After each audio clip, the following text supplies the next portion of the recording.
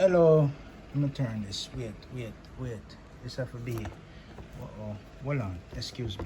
Sorry. All right. Pardon me. All right. Here we go. Hello, and welcome to another Set the Record Straight. This is Minister G, coming to you with another teaching video. I know all of these things are written down, and a lot of men, false men, true men, has taken their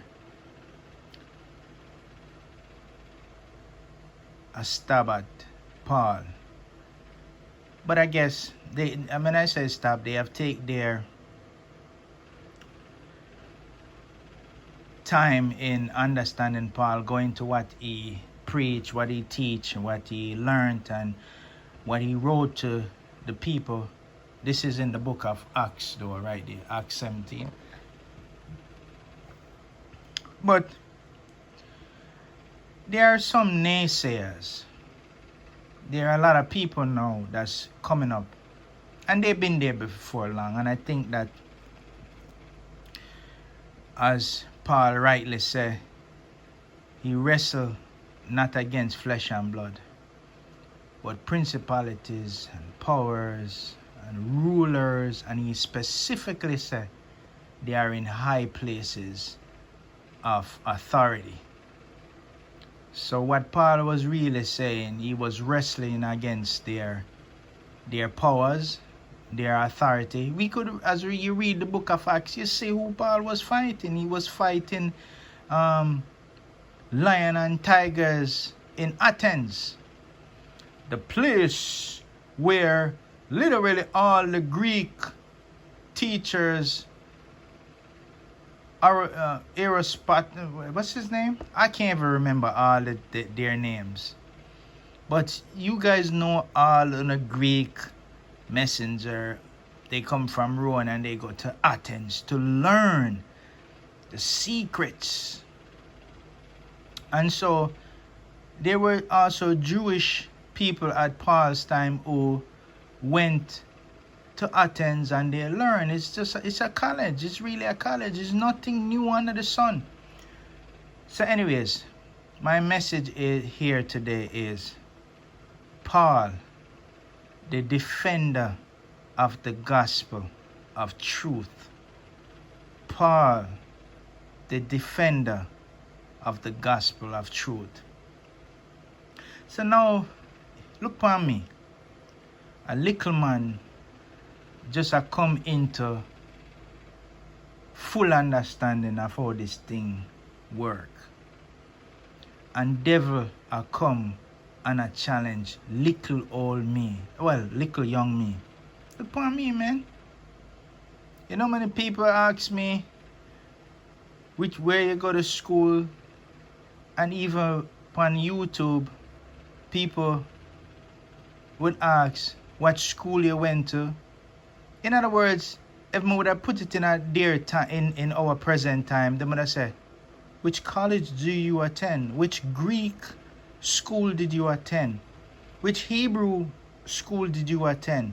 Because the reason why them ask Christ them thing, and the same way them ask Paul, the same way them ask me, when them hear you say certain words, and the words cut to them heart, they get confused because they must say, how that person know words. In other words, what they're really saying is not how you know words, how you know to put these ideas together. Words, as you know, in the US and maybe England, I don't know England, I never live in England. When they talk, when the New Testament talk about words, it's not today as in you'd have said, therefore, right there, so, and you'd have called that a word.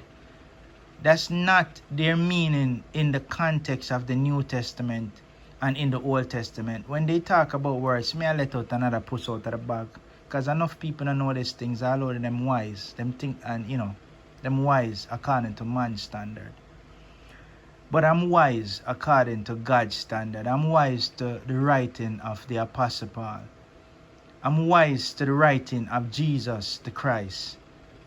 So I saw me wise to them thing there. So when the New Testament say a word, it not talk a single word like worshipper. Remember put in for or you said Gentiles, which is our in our vernacular today where we say spell that word and it mean an individual word. Me I let all them thing out of the bag. God. But then in the New Testament, as I told and I say Paul write to Timothy, him say preach and thing in a season, out of season. Reprove, correct, and make a add for emphasis, build up, encourage. That's what it is. That's the gospel. Anyways, Paul, the defender of truth. I hope that's the title, Paul, the defender of truth. So here the thing go. Little young me in my bed asleep. Asleep. Whether you want to believe or not. Hopefully them don't attack you. But them attack a lot of people, but they are unknown. Them attack me, but me no. I sleep in my bed. I sleep.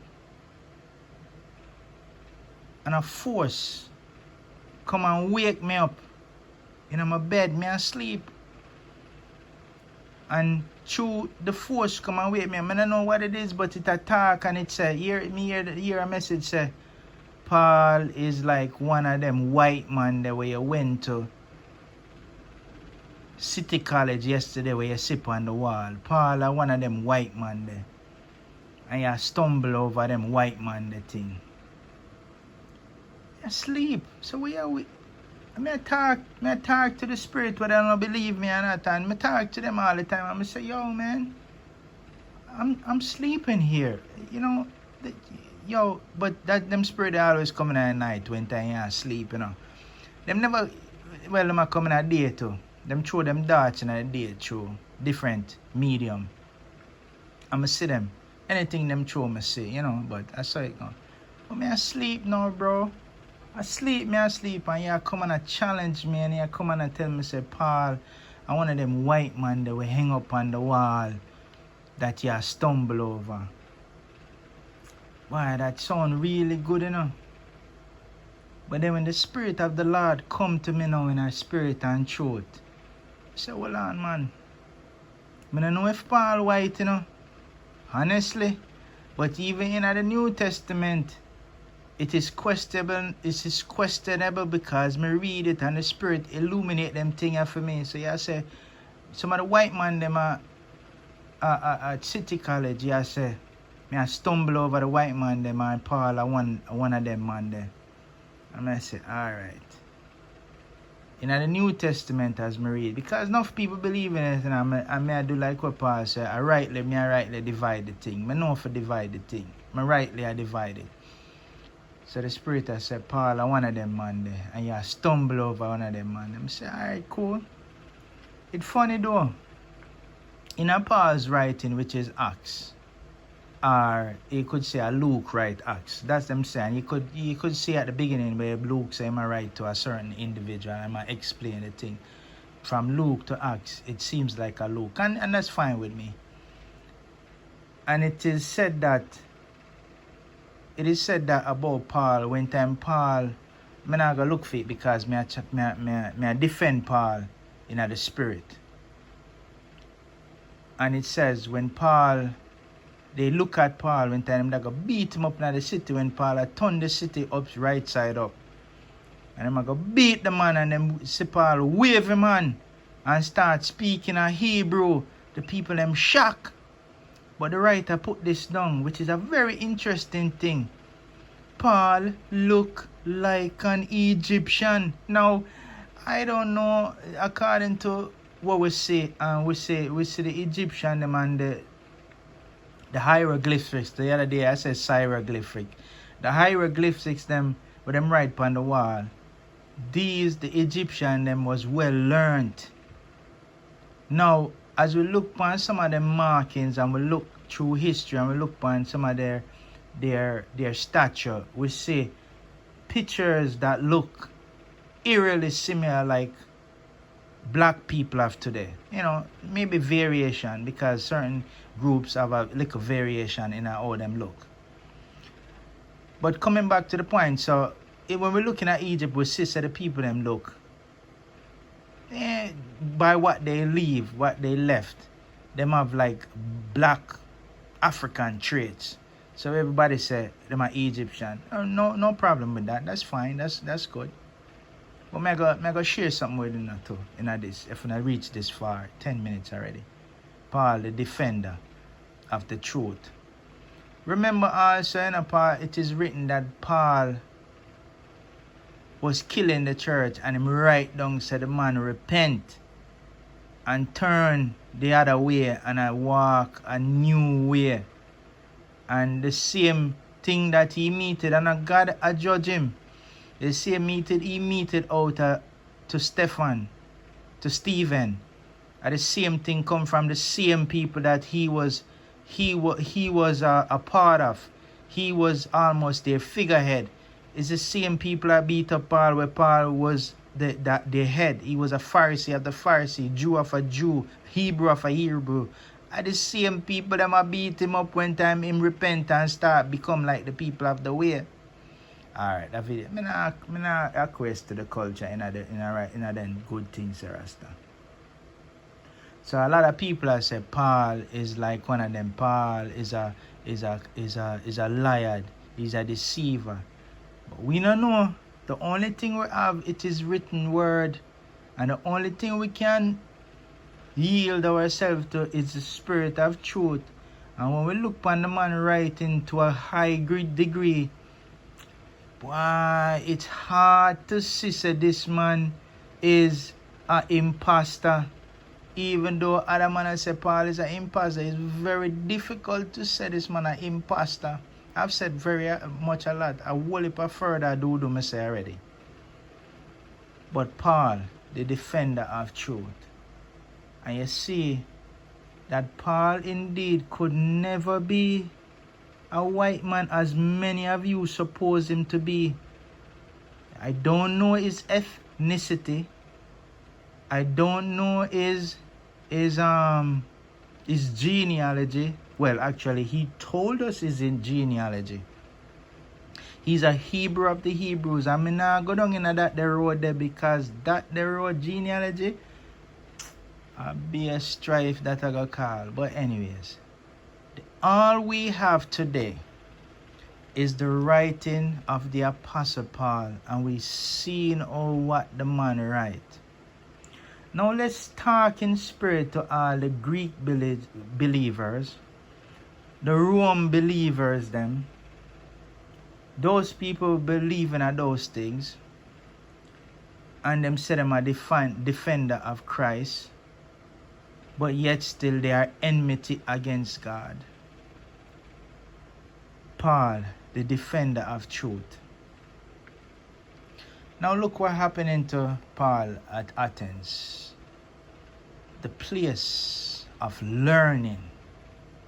Now, before I go to that, what I was going to say, if you can't believe all of them, all of the Greek writers, every one of the Greek writers, on listen to and believe to be exceptionally for the time and even now, even though them live hundreds of years ago, even hundreds of years, and I still quote them.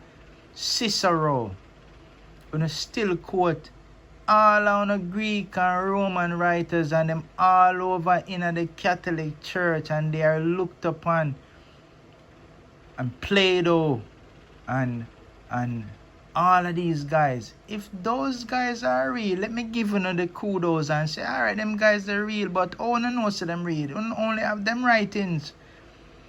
We only have the writings of Jesus. We only have the writing of the apostle. So reasonable, let's go reasonable. So it's just like how them left for them writing and Paul left for him writing. Reasonably we can believe that the apostle Paul was real.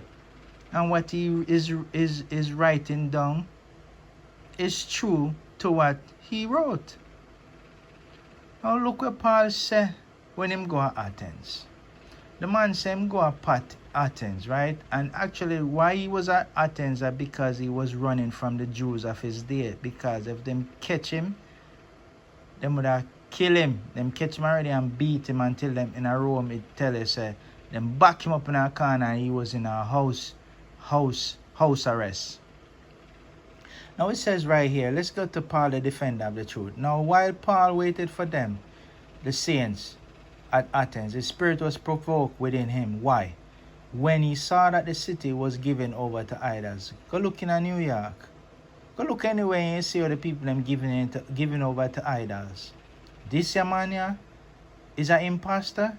When he talk vehemently about idols and people have idols all over the place, and he's not writing say he's opposed to idols and he's an imposter. He was doing the very thing that Jesus was doing. He was casting out the demons from among the people. So how you gonna call a man where spirit moving him because the city was given over to idols? You would say the man is an imposter if him said the city was given over to God and he was throwing out the spirit of the living God out of the city, and he was rebelling against the city of the people them who are a city of the living gods. In other words, do like what the Bereans them do, no man, and go search out the things. But then again, you have to search out the thing with a spirit and a heart of truth. Because if you don't search it out with a spirit and a heart of truth, you can't come to the truth. So you only a search, but you can't find no pearl. Therefore, he reasoned with the people in the synagogue. What kind of people? Jews, and with the Gentile worshippers in the marketplace daily, with those who happen to be there. Then certain Epicurean and Stoic philosopher, they always there, encountered him. And some said, what does this babbler want to say? Others said, he seems to be a proclaimer of foreign gods, because he preached to them Jesus and the resurrection. Of course he's a foreign god. Notice what they said he was doing. He was proclaiming foreign gods, yes. And because he preached to them Jesus and the resurrection, yes. And they took him and brought him. Now, when they say they took him, I don't know if they actually took him favorably or ask him or invite them to their place of learning, to the Areopagus, the Areopagus. It seems to me like this is a place of learning where they would go and do all their teaching, because they say, may we know what this new doctrine is which you speak. And doctrine is really learning. In college academia, they would says a doctrine it's a what you just say now. I try to remember. In the academia, you just say this is a study, a study. This is a study, a doctrine, a teaching, a study. Oh my God, some of these things fly out of my head. The devil is a liar. Verse 20, me remember it. For you will bring in some strange things to our ears. I do too, I bring some strange things to people's ears. Therefore, we want to know what these things mean. For all, this is what the writer write right now, which everybody knew. For all the Athenians and the foreigners who were there spent their time in nothing else but either to tell or to hear something new. Actually, we have this today, and it's called social media. To tell and to hear something new. We are all caught into this web. Then Paul stood up in the midst of Areopagus. I don't know if that I'm pronounce it in the American way, but that's how I say it, and said, men of Athens, I perceive, I understand that in all things you are very religious. In some contexts it says very superstitious. For I was passing through and considered the objects of your worship. I even found an altar with this inscription, to the unknown God. Yes, so they were right. He's bringing foreign God to them, which is not really foreign. They just don't know the real God. Therefore, one whom you worship without knowing, Paul is slick, man. Him turn the thing for teach the man them. Knowing him, I proclaim to you. So in other words, Paul I say, you see the unknown God, yeah? This is actually the real God. I'm going to teach you about the real God. God who made the world and everything in it, since he is the Lord of heaven and earth, does not dwell in temple made with hands. Alright, I'm going to stop the video right there, so because This a man, this a writing no sound like a man who's an imposter. The man I tell the learned man them say, which now make sense. And I show them say, the Lord of heaven and earth does not dwell in temples made with hand. That's another definitive statement what I learned from the wise man them. So the definitive statement is meaning there is no way. In other words, this is a sound word. He's saying the creator where is real, no live in a temple make with hand. Of course, the people I get really angry with anybody who say, say God not dwell in a temple. The temple that God dwell in is in your spiritual mind and heart and body. That's the temple. That's why we have to keep that temple here holy. You see? Because you see, as long as God dwell in a temple made with hands, when people leave out of that temple, you figure say God is bound to that temple, so you can do anything outside evilous and then come back in the temple because you believe say right at the temple that's where your God is. That's a fake God. Your God is housed in your temple. That God can't walk. That God cannot talk. That God cannot think. But Paul are telling you and are teaching you at 21 minutes already. Say, he's not an imposter. He's teaching you. Say, God not dwell in our hand. A matter of fact, Paul right now is reiterating what Jesus said to the woman at the well. Paul not saying new. He's only getting clearer. Paul is saying to the woman at the well, you worship in the mountain.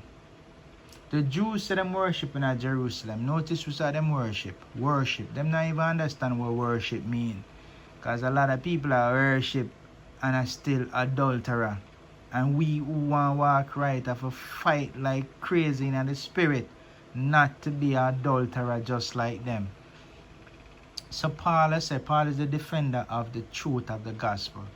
And this I go bind, this I go wait name there. This I go make the devil them reel up because the man say, oh my God, look, yes.